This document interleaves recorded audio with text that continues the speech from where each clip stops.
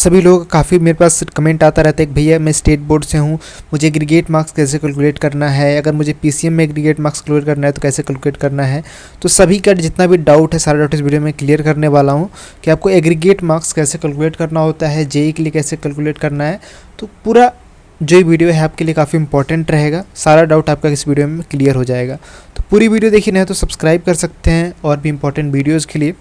तो वीडियो को स्टार्ट करते हैं। सबसे पहले जितने भी स्टेट बोर्ड्स हैं, जैसे कि मान लो आप यूपी बोर्ड से हो, बिहार बोर्ड से हो, किसी भी बोर्ड से हो, तो जैसे कि आपका क्या है, जैसे कि मान लो कि आपके जो सब्जेक्ट्स हैं वो आपके 5 सब्जेक्ट हैं, ठीक है।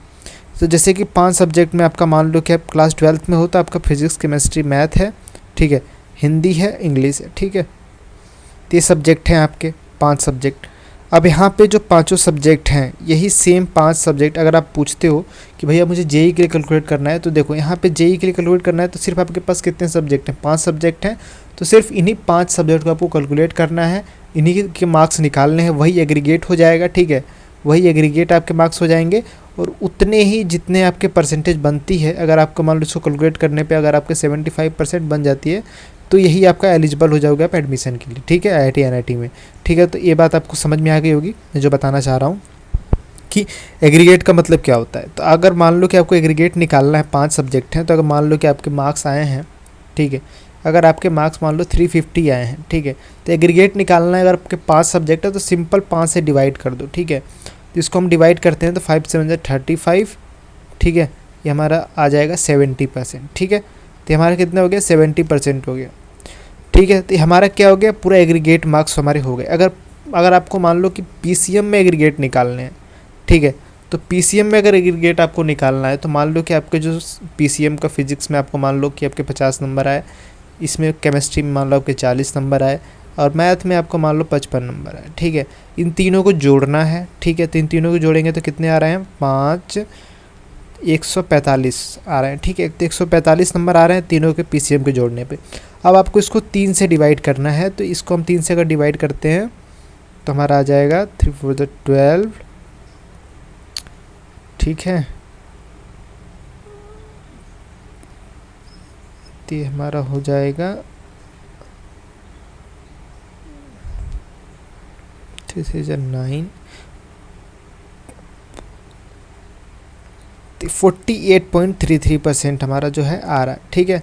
ये हमारा किसका आ रहा है, पीसीएम का एग्रीगेट मार्क्स। अगर कोई पूछता है, मान लो कि कहीं आप एडमिशन लेने जा रहे हो, वहाँ पे अगर एडमिशन में अगर आप मांग रखा है कि पीसीएम एग्रीगेट आपके जो हैं वो 50% होने चाहिए, तो आपको ऐसे मार्क्स कैलकुलेट करना है, अपना फिजिक्स, केमिस्ट्री, मैथ का तीनों को जोड़ना है और जोड़ के उसको 3 से डिवाइड कर देना है, ठीक है। 3 से डिवाइड कर दोगे तो आपका जो है पीसीएम का एग्रीगेट मार्क्स निकल के आ जाएगा, ठीक है। तो अगर आपको ओवरऑल एग्रीगेट निकालना है तो अपना सभी के मार्क्स को जोड़ लो और फिर जितने सब्जेक्ट है उतने सब्जेक्ट से आपको डिवाइड कर देना। अगर 5 है तो 5 से डिवाइड कर दो, ठीक है। तो जितने भी स्टेट बोर्ड वाले स्टूडेंट हैं उनके लिए काफ़ी इंपॉर्टेंट हो जाता है कि आपको कैसे कैलकुलेट करना है मार्क्स को। और यहाँ पे कुछ इंपॉर्टेंट बातें हैं और आपको मैं बता दूँ, जैसे कि मान लो कुछ स्टेट बोर्ड में 5 से ज़्यादा सब्जेक्ट हैं, तो वहाँ पे आपके जो मार्क्स कैलकुलेशन होगा, जैसे कि वहाँ पे आपको जेई के हिसाब से मैं बता रहा हूँ आपको कि जेई के हिसाब से कैसे कैलकुलेट करना है। अगर आपके सिर्फ 5 ही सब्जेक्ट है तब तो कोई दिक्कत वाली बात नहीं है, तब तो आपको वही मार्क्स आपके जितने भी हैं वही एग्रीगेट होगा।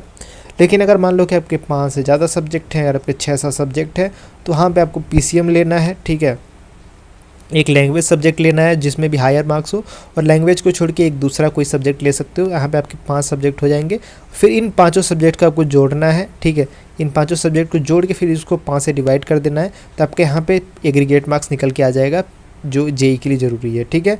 तो बात समझ में आ गई होगी। और यहाँ पे पीसीएम का निकालना है तो पीसीएम का सेम है, पीसीएम का आपको सिर्फ पीसीएम के अपने मार्क्स को जोड़ना है, फिजिक्स, केमिस्ट्री, मैथ के मार्क्स को जोड़ना है और जोड़ के उसको 3 से डिवाइड कर देना है। अगर पीसीबी वाले स्टूडेंट भी वीडियो देख रहे हैं जो बायोलॉजी जिन्होंने ले रखा है, तो पीसीबी को आपको जोड़ना है, उसको 3 से डिवाइड कर देना है, सिंपल सा बात है, ठीक है। अगर कहीं पीसीबी का मांग रखा है कि 60% पीसीएम में 60% होना चाहिए, तो ये बात भी आपका क्लियर हो गया होगा, ठीक है, कि आपको मार्क्स को कैसे कैलकुलेट करना है।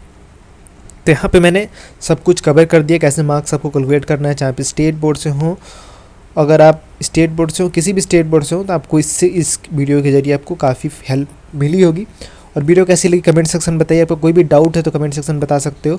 और टॉप 20 परसेंटाइल वाली वीडियोस आ रही हैं, तो उनका आपको जो है किसी भी स्टेट बोर्ड के हो तो टॉप 20 परसेंटाइल अपनी स्टेट बोर्ड का बता सकते हो कि इस बोर्ड पे भैया वीडियो बनाओ, तो उस पर नेक्स्ट वीडियो में हम लोग बात कर रहे होंगे। तब तक के लिए धन्यवाद। जय हिंद, वंदे मातरम।